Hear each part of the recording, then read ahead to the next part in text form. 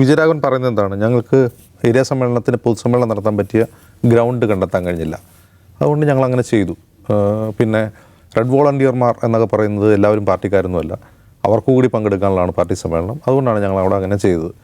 ആദ്യമായിട്ടല്ലല്ലോ നമ്മുടെ നാട്ടിൽ ഇങ്ങനെ റോഡ് ബ്ലോക്ക് ഉണ്ടാകുന്നതാണ്. ഇതൊരു ആറ്റിറ്റ്യൂഡാണ്. ഈ ആറ്റിറ്റ്യൂഡാണ് പ്രശ്നം. അതെന്താണെന്ന് വെച്ചാൽ തിരുവനന്തപുരം പോലൊരു നഗരത്തിൽ പാർട്ടിക്ക് ഏരിയ സമ്മേളനം നടത്താൻ ഒരു ഗ്രൗണ്ട് കണ്ടെത്താൻ കഴിഞ്ഞില്ല എന്ന് പറയുന്നത് തന്നെ കളവാണ്.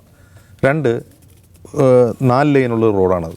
അതിൻ്റെ ഒരു ഭാഗം മുഴുവൻ കെട്ടിയടയ്ക്കാം, അതിലൊരു പ്രശ്നവുമില്ല, ആരും ഞങ്ങളെ ചോദ്യം ചെയ്യില്ല എന്നുള്ളൊരു മനോഭാവമുണ്ട്. ആ മനോഭാവം അധികാരത്തിൻ്റെ ഹുങ്കാണ്. ആ ഹുങ്കിൻ്റെ ചെവിക്കാണ് കോടതി പിടിച്ചത്. അത് മനസ്സിലായതുകൊണ്ടാണ് വിജയ് ഞങ്ങൾക്ക് തെറ്റുപറ്റിയെന്ന് പറയുന്നത്. ഇനി വിജയരാഘവനെ പറ്റി പറയുകയാണെങ്കിൽ, വിജയരാഘവൻ സംസാരിക്കുന്നത് പാർട്ടി പ്രവർത്തകരോടാണ് ഏരിയ സമ്മേളനത്തിൽ. അപ്പോൾ നമുക്ക് അങ്ങനെ തെറ്റൊന്നും പറ്റിയിട്ടില്ല. ഈ വിജയ് മാപ്പ് പറയുന്ന ആരോടാണ്? പൊതുസമൂഹത്തോടാണ്. പൊതുസമൂഹത്തോട് മാപ്പ് പറയുന്നു. കോടതി ചെവിക്ക് പിടിക്കുമ്പോൾ കോടതിയോട് മാപ്പ് പറയുന്നു, ഞങ്ങൾക്ക് തെറ്റുപറ്റിപ്പോയി. അതൊരു മാന്യതയാണ്. വിജയരാഘവൻ ആരോടാ സംസാരിക്കുന്നത്? പാർട്ടി പ്രവർത്തകരാണ്. പാർട്ടി പ്രവർത്തകരോട് എന്താ പറയുന്നത്? ഞങ്ങൾക്കൊരു തെറ്റും പറ്റിയിട്ടില്ല, നമ്മളിങ്ങനെയൊക്കെ തന്നെയാണ്, മുമ്പും നമ്മളിങ്ങനെ ചെയ്തിട്ടുണ്ട്, ഇനിയും എങ്ങനെ ചെയ്യും. കോടതി പോകാൻ നിൽക്കുന്നു, സുപ്രീം കോടതി ഒരു നിസ്സാര കേസിന് സുപ്രീം കോടതി പോയിരിക്കുകയാണ്. ഇത് വേറൊരു ആറ്റിറ്റ്യൂഡാണ്. അപ്പോൾ എന്തുകൊണ്ടാണ് ഇതിങ്ങനെ വിമർശിക്കപ്പെടുന്നത്? ഞാൻ പറയുന്നത്, ഈ വഞ്ചിയൂരുണ്ടായതൊരു ചെറിയ സംഭവം യഥാർത്ഥത്തിൽ ഒരു ഏരിയ സമ്മേളനത്തിൽ റോഡ് ബ്ലോക്ക് ചെയ്തു എന്നുള്ളതാണ്. പക്ഷെ നമ്മളൊന്ന് ആലോചിച്ച് നോക്കുക, അതിനോടുള്ള പൊതുസമൂഹത്തിൻ്റെ റിയാക്ഷൻ എങ്ങനെയായിരുന്നു, കോടതിയുടെ റിയാക്ഷൻ എങ്ങനെയാണ്? സാധാരണ കോടതി ഇത്തരമൊരു കേസിലൊക്കെ നിരന്തരം സർക്കാരിനെ നിർത്തിപ്പൊരിക്കുന്നത് നമ്മൾ കണ്ടിട്ടില്ല. ചെറിയ വിമർശമൊക്കെ ഉണ്ടാവും. ഒരു ഏരിയ സമ്മേളനത്തിന് ഒരു വഴി അടച്ചു എന്നുള്ളത് വളരെ ചെറിയ പ്രശ്നം തന്നെയാണ്, ഒരു വലിയ ഇഷ്യൂ അല്ല. കോടതി തന്നെ വളരെ ഗൗരവത്തിലാണ് എടുത്തത്, പൊതുസമൂഹവും വലിയ ഗൗരവത്തിലാണ് എടുത്തത്. അതെന്തുകൊണ്ടാണെന്നറിയോ? ഈ ജനവും സർക്കാരും തമ്മിലുള്ള, അല്ലെങ്കിൽ ജനവും ഭരിക്കുന്ന പാർട്ടിയും തമ്മിലുള്ള കണക്ഷൻ വിട്ടുപോകുന്നതുകൊണ്ടാണ് സംഭവിക്കുന്നത്. ആ ഒരു കണക്ഷൻ ഇല്ലാതായി പോകുന്നു. ഇവർക്ക് അധികാരത്തിൻ്റെ ഹുങ്കാണെന്ന് പൊതുജനം ചിന്തിക്കുന്നു. ആ കണക്ഷൻ നഷ്ടപ്പെടുന്നതോടുകൂടി പാർട്ടി ജനങ്ങളിൽ നിന്ന് ഒറ്റപ്പെടുകയാണ്. അത് പാർട്ടി നേതൃത്വം മനസ്സിലാക്കണം. എനിക്ക് തോന്നുന്നത് ജോയിയുടെ വാക്കുകളിൽ അത് അദ്ദേഹം മനസ്സിലാക്കുന്നു എന്നാണ് ഞാൻ മനസ്സിലാക്കുന്നത്. ഇനി വിജയരാഘവനെ പറ്റി പറയുകയാണെങ്കിൽ, അദ്ദേഹം CPM എന്ന പാർട്ടി ഒരു ബാധ്യതയായിട്ട് കുറേ വർഷങ്ങളായി. അതിൻ്റെ കാരണം ഇപ്പോൾ രമ്യ ഹരിദാസിൻ്റെ വിജയത്തിന് ഏറ്റവും കൂടുതൽ സഹായിച്ചത് വിജയരാഘവനാണ്.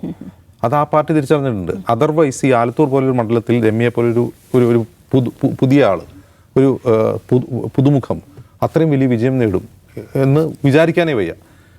അങ്ങനെ ഒരു അട്ടിമറി വിജയം അവിടെ സാധ്യമായത് വിജയരാഘവൻ അവസാന സമയത്ത് തിരൂരിലോ മറ്റോ നടത്തിയൊരു പ്രസംഗത്തെ തുടർന്നാണ്. അതായത് രമ്യ ഹരിദാസിനെ അധിക്ഷേപിച്ചുകൊണ്ട് അദ്ദേഹം പാണക്കാട് പോയി കണ്ടതിനെ കുറിച്ചാണ്. അപ്പോൾ അത് അധിക്ഷേപ പ്രസംഗം മാത്രമല്ല, അദ്ദേഹത്തിന് വളരെ ലോ സ്റ്റാൻഡേർഡ്, അദ്ദേഹം ഇപ്പോൾ CPM പോളിറ്റ് ബ്യൂറോ അംഗമാണ്, ആ ഒരു നിലവാരം അദ്ദേഹം ഒരിക്കലും കാത്തു സൂക്ഷിക്കാറില്ല. അപ്പോൾ MA ബേബി പോളിറ്റ് ബ്യൂറോ അംഗമാണ് കേരളത്തിൽ നിന്നുള്ള. MA ബേബിക്ക് സംസാരിക്കുന്ന ഭാഷയ്ക്ക് ഒരു നിലവാരമുണ്ട്. അദ്ദേഹം ഇനിയിപ്പോൾ സൈദ്ധാന്തികമായോ ഫാക്ച്വലോ തെറ്റായ ഒരു കാര്യം പറഞ്ഞാൽ പോലും ആ പറയുന്ന കാര്യത്തിൽ ഒരു നിലവാരം ഉണ്ടാവും.